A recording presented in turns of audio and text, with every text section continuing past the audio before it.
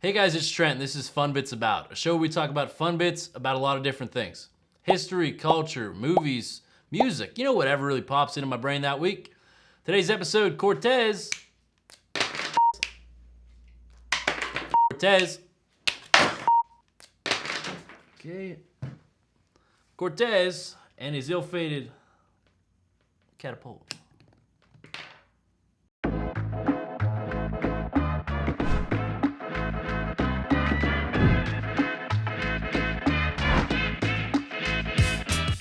Before getting to this point, when Cortés built this ill-fated catapult, we need some background information.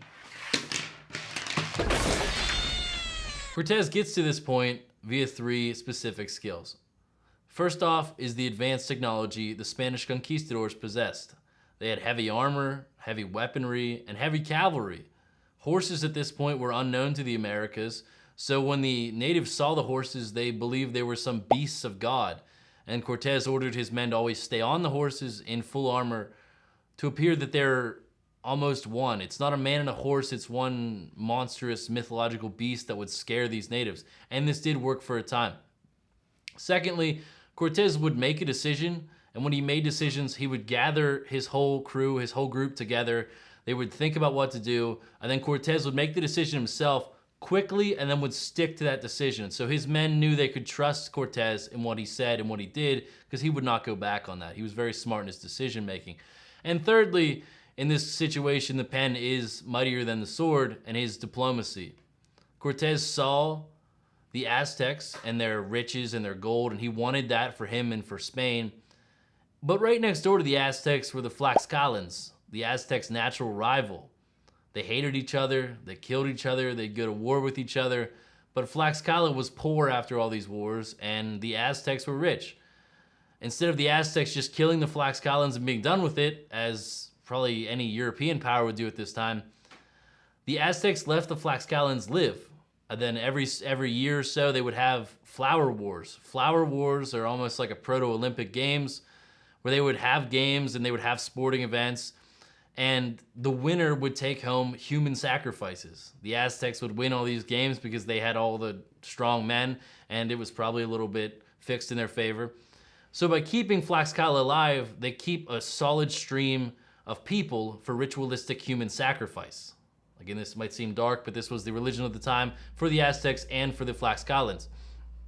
The Aztecs were safe. They were not being ritualistically sacrificed. You would sacrifice your neighbors, the ones you hate, the Tlaxcalans. So as you can imagine, the Tlaxcalans hated the Aztecs. And Cortés sees this and offers the Tlaxcalans an opportunity. Fight with me. You can kill those people you hate.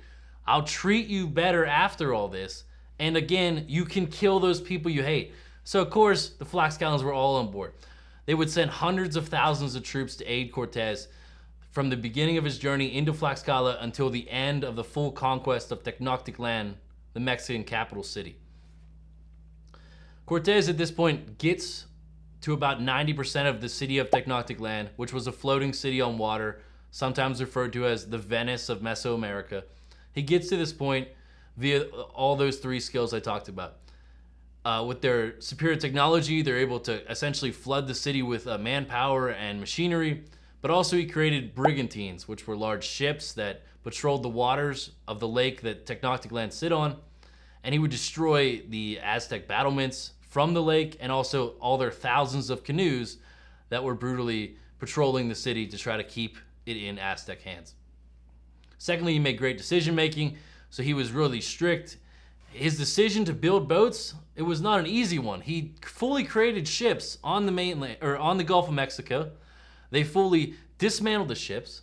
Then they had natives carry all the pieces across the Yucatan, up the mountains, and then of course down the mountains into the Valley of Mexico, dig a mile-long trench, and then they launched all these boats, which were able to help them take most of the city. And at this point, Cortés has 90% of the city. The emperor everyone knows, Montezuma, is already dead. So in that last 10% of the city was Cuauhtémoc, of course, and those hardcore Aztec, Eagle, and Jaguar warriors. These men would rather die than see their city fall into the hands of Cortés. They hated Cortés at this point. They saw him as a trickster. Originally, they thought he was their god Kukulkan resurrected to come back to save them and take over. But they found out later, of course, that he was just a man here to kill them and take their wealth, and they, of course, did not appreciate that. Cortés's engineers saw machines of war at the Battle of Garigliano. This battle pitted Spanish troops against the French, and the Spanish troops won and thus controlled the Kingdom of Naples for centuries. The engineers saw on that field of battle machines of war, including a catapult. And he told Cortés, I can build you this catapult. It will work. We can destroy the rest of the city, destroy Cuauhtémoc, destroy those last soldiers, and we will win the day. They'd been fighting over this city for months now, and Cortés was kind of open to anything. So over 5 days, they built the catapult. The Spaniards were excited because they thought, this is going to rock, this is going to roll. It's going to rock, and then it's going to roll, of course.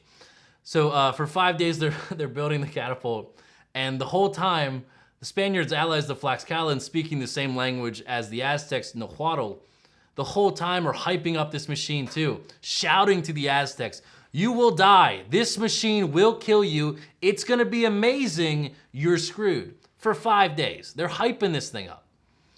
So of course, Cortés agrees upon this. 5 days later, they build the machine. And that's kind of where we left off before.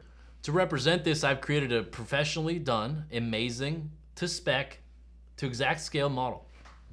Here we have Cortés and his conquistadors.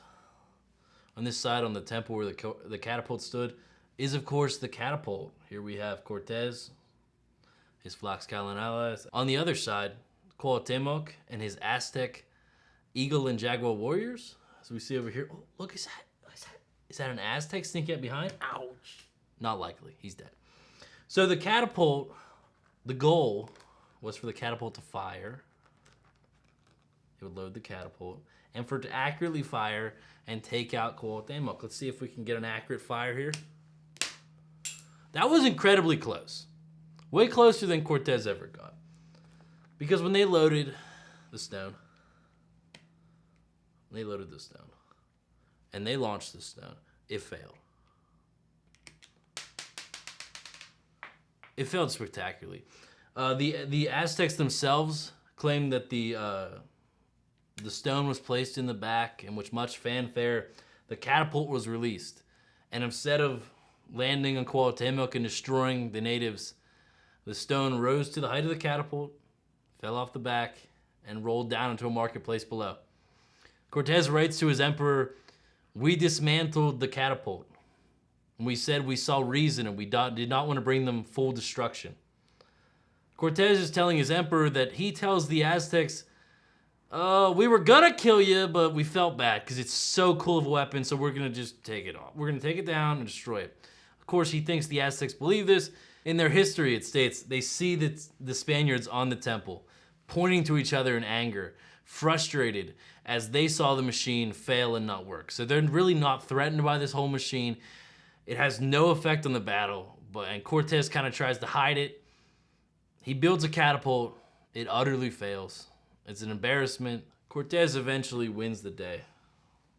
He captures Cuauhtémoc. He takes the city, he takes the people, he takes the land, but he doesn't take as many riches as he expects. Cortés asks Cuauhtémoc, where is the gold? Cuauhtémoc says back, I don't know. Again, this was not in English. Cortés said, tell me where the gold is. Of course, Cuauhtémoc again, I don't know. So Cortés has him tortured, burns his feet with hot oil, but Cuauhtémoc never breaks. He never backs down. He never acquiesces. He never falls for Cortés's traps and affection like Montezuma did. And for that, Cuauhtémoc is remembered today in Mexico as a modern hero, but he doesn't survive long after this event. He's a prisoner for 4 years, and then is eventually executed in hanging by Cortés. That's been Cortés's catapult, or what we like to call a fun bit about. I need you to do a few things for me. I need you to like the video. I need you to share the video with your friends and your family. I need you to subscribe. And then also, while you're down there, hit that bell icon so you never miss a new upload from us every single week. There's a comment section. Leave an idea for a video. We might pick it. Now, Mom, this is for you. I know you're going to leave a lot of comments down there on ideas you might have. I'm probably not gonna pick most of them. And don't yell at me when I get home saying, why didn't you pick my idea? I'll do what I want, Mom. But please leave your comments. I've been Trent. You've been the audience. Have a great day.